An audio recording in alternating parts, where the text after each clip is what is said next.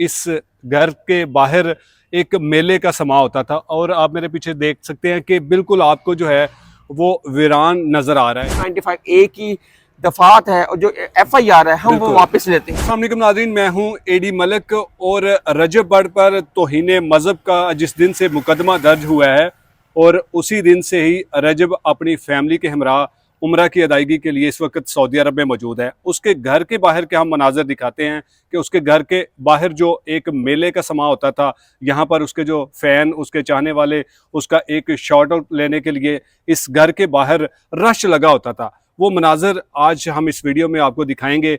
मेरे साथ हसन शहबाज भी मौजूद है, इन्होंने भी इस केस पर बड़ा डीपली काम किया। आज उसके घर के बाहर क्या मनाजर हैं, ये सबसे पहले हम उनका घर दिखाते हैं कि ये रजब का घर था और इस घर के बाहर एक मेले का समा होता था और आप मेरे पीछे देख सकते हैं कि बिल्कुल आपको जो है वो वीरान नज़र आ रहा है। ये पूरे की पूरी जो गली है और यहाँ रजब वहाँ पे खड़े होके जो है अपने फ़ैन के साथ वो हाथ हिलाकर उनको वेलकम करता था और फिर यहाँ से जब वो अपनी गाड़ी निकाल के यहाँ पर आता था बड़े टशन के साथ, तो यहाँ पर आकर अपने फैंस को वो शार्ट आउट देता था।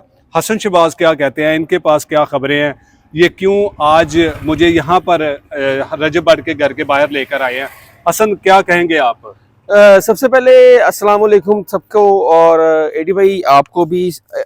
रजब भट्ट पाकिस्तान का सबसे बड़ा यूट्यूबर है, अगर इसमें कोई शक नहीं है कि रजब भट्ट की फ़ैन फॉलोइंग पिछले 2 साल में इस तरह उसने बनाई है कि पूरे यूट्यूब को उसने हिला के रख दिया है। बिल्कुल कोई शक नहीं। कि हर यंग बच्चा, हर जो यूथ का बच्चा है वो रजब भट्ट को देखना चाहता है, उसको सुनना चाहता है, क्योंकि वो बेसिकली एक व्लॉगर के साथ साथ एंटरटेनर भी था।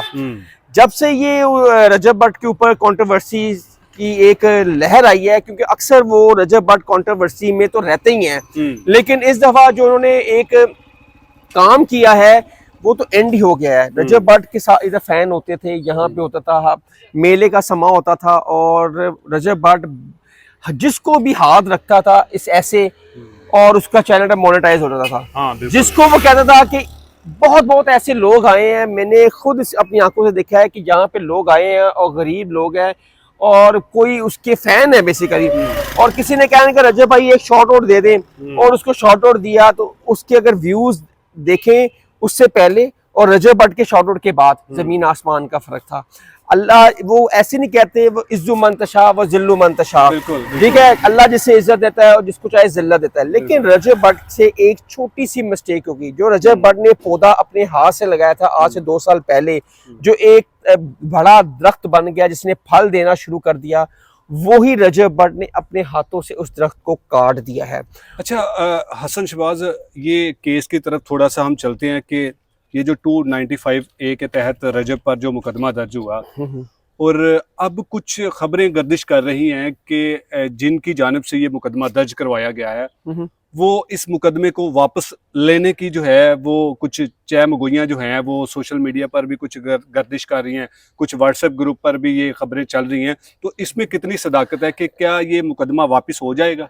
एक्चुअली एडी भाई बेसिकली सोशल मीडिया को हमें सीरियस नहीं लेना चाहिए, ठीक है, ये बिल्कुल एंटरटेनमेंट की तरह से आप यूज करें, क्योंकि कोई भी ऑथेंटिक खबर मेरे नहीं ख्याल से कि सोशल मीडिया पे बहुत कम नजर आपको आएगी, ज्यादातर फेक खबरें नजर आएंगी। हमें तब तक इस बात की तस्दीक नहीं करना देंगे जब तक कि उनके जिन्होंने FIA करवाई है जैसे TLP है, अगर वो उनके कोई ओहदे दौरान वो कोई बात करें तो फिर हम मानेंगे कि वो वाकई FIR वापस लेने के लिए, या गवर्नमेंट अपने प्लेटफॉर्म से कोई ऐलान करें या कोई उलमा इकराम इस प्लेटफॉर्म से अपना ऐलान करें कि हम रजब भट्ट के खिलाफ जो 295A की दफात है और जो FIR है हम वो वापस लेते हैं। देखें, ये जो मुकदमा 295A के तहत जो तौहीने मजहब का रजब के खिलाफ दर्ज हुआ है, अब मैं समझता हूं कि हमें इस पर किसी भी किस्म की कोई राय नहीं देनी चाहिए। बिल्कुल नहीं, ये मुकदमा अब कानून के मुताबिक दर्ज हुआ है और कानून इसको कानूनी मामलात के मुताबिक देख के